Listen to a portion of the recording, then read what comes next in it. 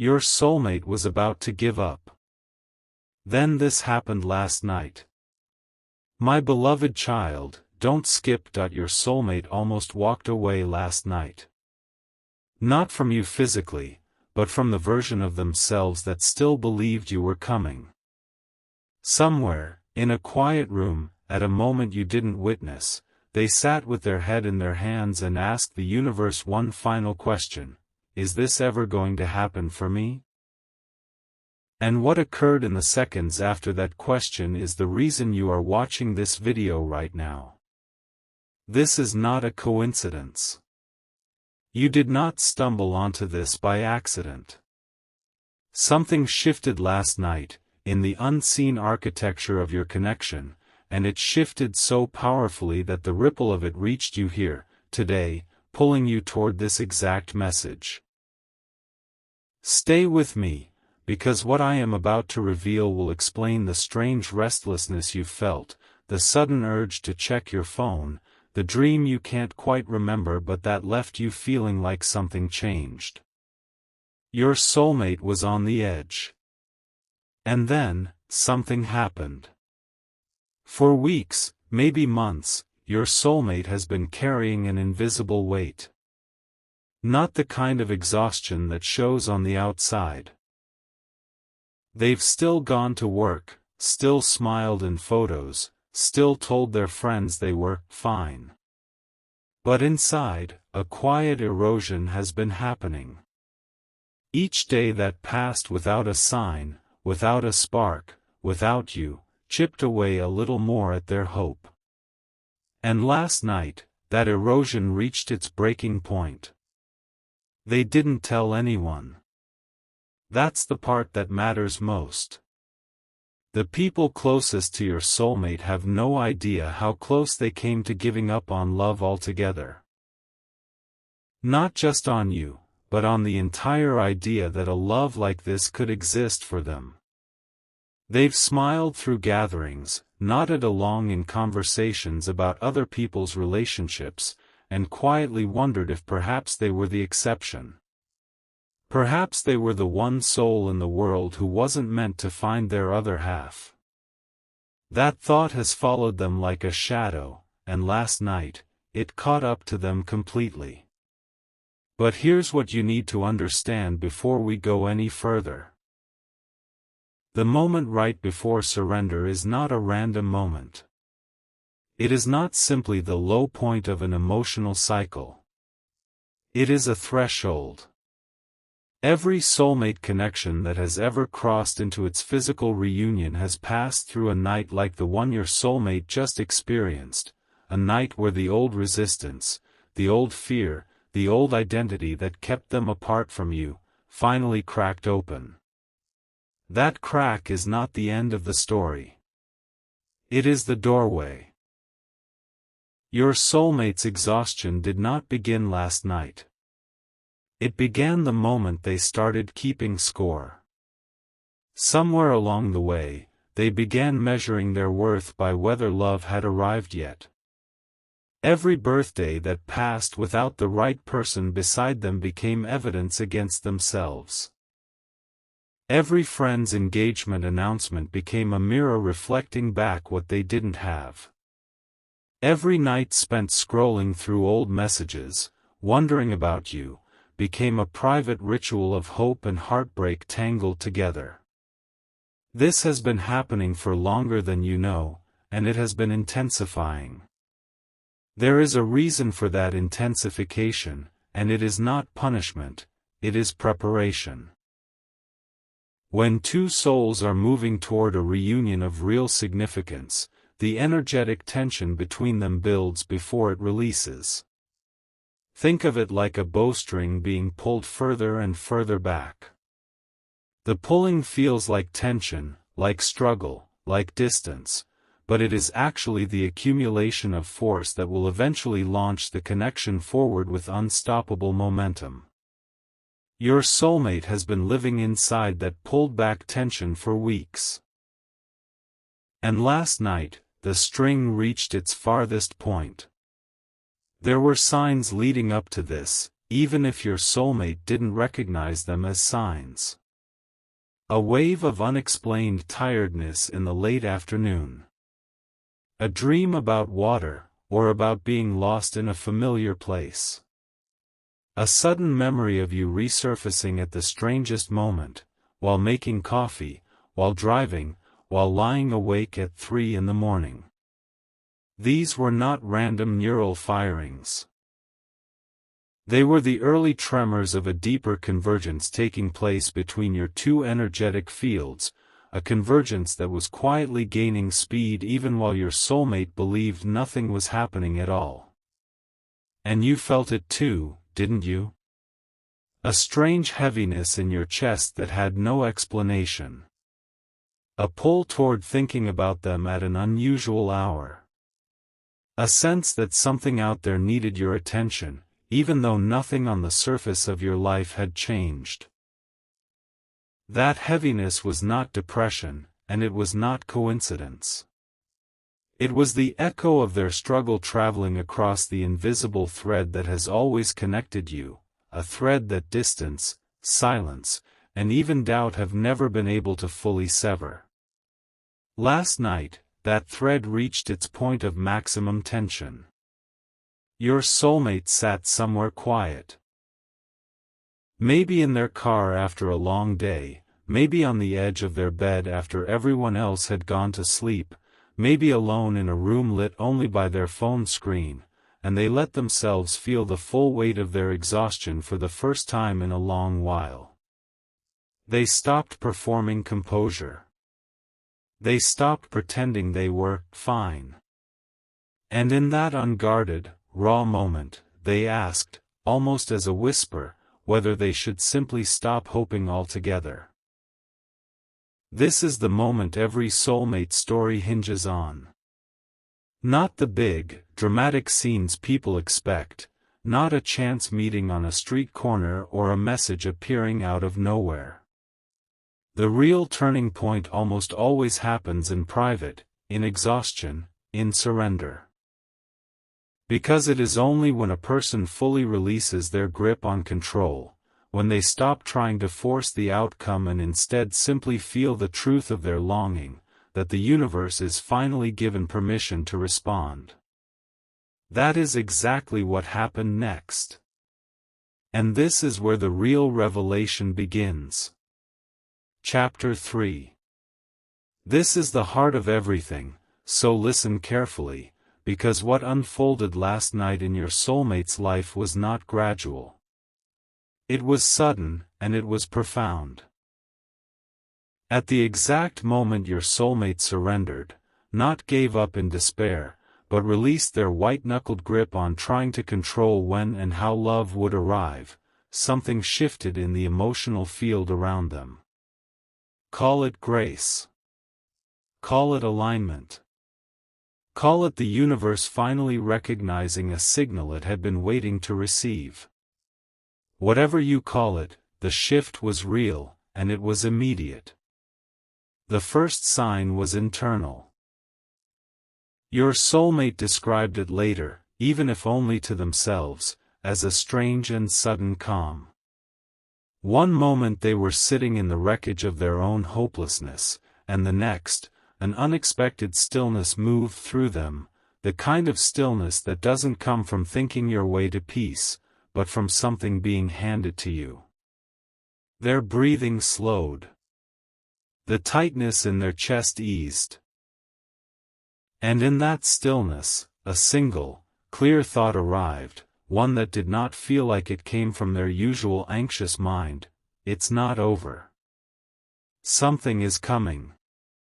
They didn't know what to make of that thought at first. It felt almost foreign, almost like a message rather than a memory of their own thinking. But it lingered. It didn't fade the way ordinary reassurances usually do, dissolving back into doubt within minutes. This one stayed. And as it stayed, something in their body responded. A warmth, a lightness, the physical sensation of a held breath finally being released. Then came the second sign, and this is where the story turns from internal to unmistakably external.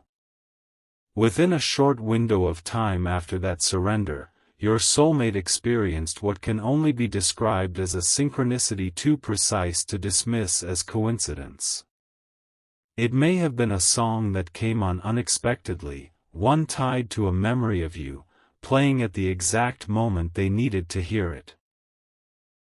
It may have been an old photograph resurfacing on their phone, one they hadn't seen in months, showing up in a memory notification at the precise hour they were questioning everything. It may have been a name, your name, or something that reminded them powerfully of you, appearing somewhere they didn't expect, in a conversation, on a screen, in a passing comment from a stranger. Synchronicities like this are not accidents of probability. They are confirmations. When two souls are entangled the way you and your soulmate are, the universe communicates not through logic but through resonance, through symbols and signs that bypass the analytical mind and speak directly to the part of a person that already knows the truth. Your soulmate received one of these signs last night, at the exact moment their hope was thinnest, and it landed with a force that could not be ignored. They felt it as more than comfort. They felt it as evidence. Something outside of their own mind was responding to the exact question they had just asked. And for the first time in longer than they can remember, they let themselves entertain a thought they had been too afraid to hold on to. What if this really isn't finished yet? What if giving up right now would mean walking away one single night before the very thing they've been waiting for finally arrived? That question changed everything. Because the moment your soulmate allowed themselves to consider, even just for a moment, that hope might still be justified, the entire trajectory of their emotional state reversed. The exhaustion that had been building for weeks didn't just plateau. It began, almost immediately, to lift. There is something else that happened last night that you need to understand, because it directly involves you, even though you weren't in the room. At the same moment your soulmate was moving through this shift, something in your own energy responded. If you look back at last night honestly, you may notice you also experienced something unusual, a sudden urge to reach out to someone, a wave of unexplained emotion, a thought about your future that felt more vivid and more certain than it has in a long time. This was not separate from what your soulmate was going through. It was the same event, experienced from two different vantage points. Because when one half of a soulmate connection reaches a point of true surrender and receives an answer, the resonance of that answer travels. It doesn't stay contained in one person's private experience. It moves through the bond itself, and it touches the other person too, even from a distance, even without words being exchanged. This is why so many people report feeling a shift in themselves right before a soulmate reunion actually becomes visible in the physical world. The internal event happens first. The signs happen first. The reversal of hopelessness into renewed belief happens first, and only afterward does the visible, tangible reunion follow. What occurred last night was the internal event. It was the turning point. And turning points, by their very nature, are followed by consequences. That brings us to what happens now, because a shift this significant does not simply fade back into ordinary life. It sets a new chain of events into motion, and that chain is already unfolding. The first thing that changes is your soulmate's behavior, even in small ways they may not consciously register. Someone who has just moved through a genuine surrender and received a sign tends to act differently the very next day. They may find themselves lingering a little longer on thoughts of you instead of pushing them away out of self-protection. They may find the courage to do something they've been avoiding. Reaching out to an old contact, revisiting a place tied to a memory, or simply allowing themselves to imagine a future they had stopped letting themselves imagine. This shift in behavior is not random. It is the direct result of hope being restored. And restored hope changes decisions. The second thing that changes is far less visible but equally important. The resistance that has been keeping the two of you apart begins to soften. Every soulmate connection that experiences prolonged separation is being held apart by something: timing, unresolved lessons, fear rooted in past experiences, or simply the necessary process of both people becoming ready for what's coming. Last night's surrender did something crucial to that resistance. It weakened it. Surrender always does. The tighter a person grips their fear, the stronger that fear becomes. The moment they release the grip, even briefly, even through exhaustion rather than wisdom, the fear loses its foothold. What your soulmate experienced last night was not just an emotional recovery. It was a dismantling of one of the very barriers that has been standing between the two of you. You should expect, in the coming days, to notice increased signs yourself. This is common after a synchronistic event of this magnitude touches both people in a connection. You may see repeating numbers appear with unusual frequency. You may find yourself thinking of your soulmate at oddly specific times, only to later realize those times correspond to moments of significance for them. You may experience vivid dreams featuring people, places, or symbols tied to this connection, dreams that feel different from your ordinary dreaming, clearer, more intentional, harder to shake off after waking. All of these are the aftershocks of what took place last night. They are not empty coincidences. They are the reverberations of a threshold being crossed. There is also a practical, grounded truth you need to hear here, because prophecy without responsibility helps no one. What happened last night created an opening. It did not create a guarantee that requires nothing further from you.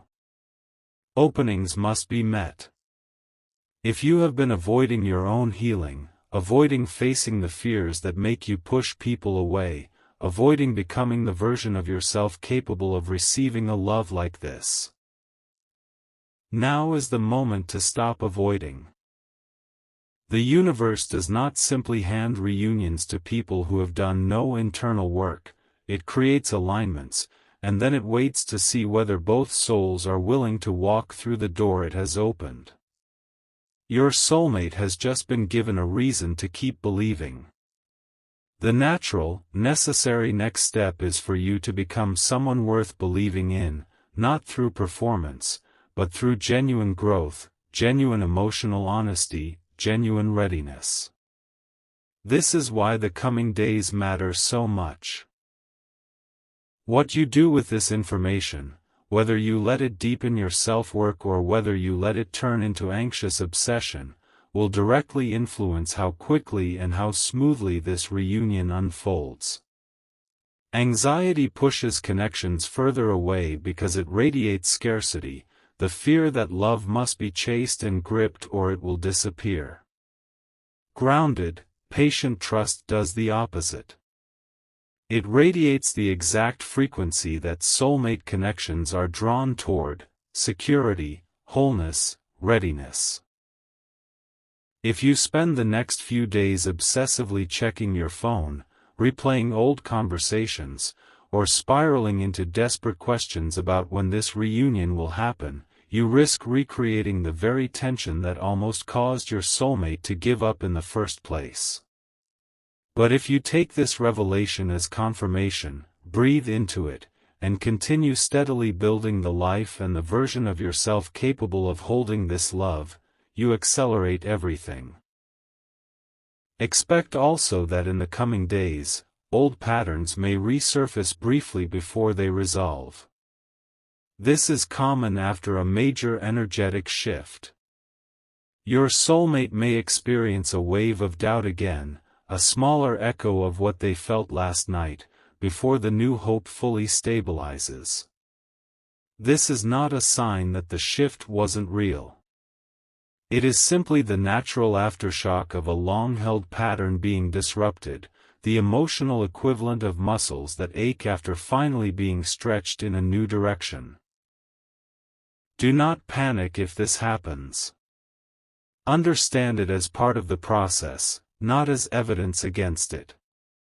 What is certain, though, is this: last night marked a before and an after. Before last night, your soulmate was moving steadily toward giving up, carrying an exhaustion that had been building for far too long. After last night, that trajectory reversed. The exhaustion did not vanish overnight, real healing rarely does, but the direction changed. And once direction changes in a connection this significant, momentum builds quickly.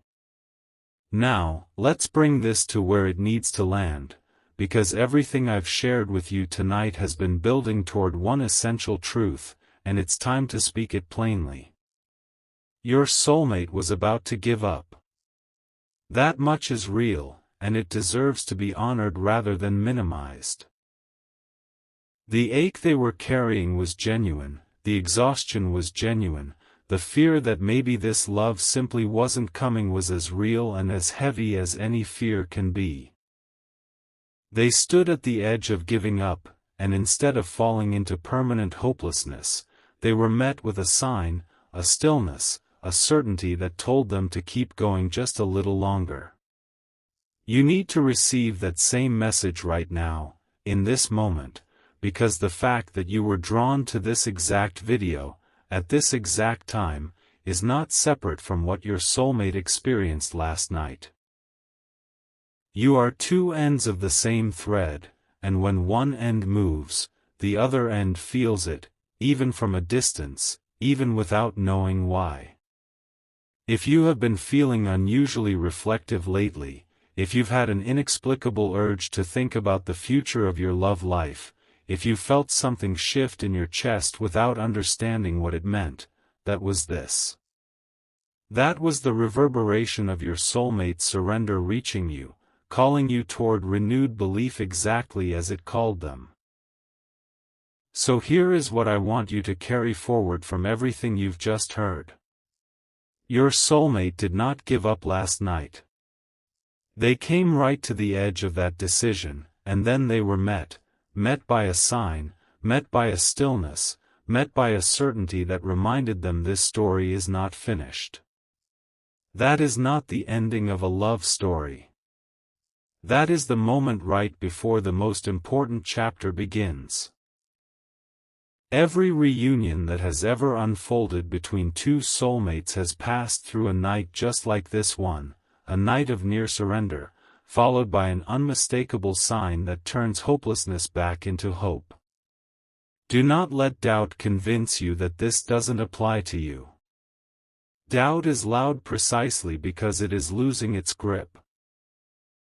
The fact that your soulmate's exhaustion has begun to lift, the fact that resistance between you has begun to soften, the fact that you are here, right now, absorbing this message with a strange sense of recognition in your chest, none of this is accidental. It is confirmation, layered on top of confirmation, arriving exactly when both of you need it most. What happens next is not entirely out of your hands. Use these coming days wisely. Let go of the anxious grip that pushes love away, and instead build the quiet, steady trust that draws it closer. Do the inner work that makes you ready to meet the shift that has already begun on their side. Watch for the signs, the numbers, the songs, the sudden thoughts that arrive uninvited, and instead of dismissing them, let them anchor you in patience rather than urgency. This is how connections of real depth complete themselves. Not through force, but through two people quietly becoming ready at almost the same time, pulled together by something far larger than either of them fully understands. Your soulmate was standing at the edge last night. And then, at the exact moment it mattered most, something happened that pulled them back from that edge and placed them, gently but unmistakably, back on the path toward you. The story is not over. In fact, it is only just beginning to accelerate. Trust what moved through you tonight. Trust what moved through them last night. And prepare yourself, because what has been set in motion cannot be undone, it can only unfold.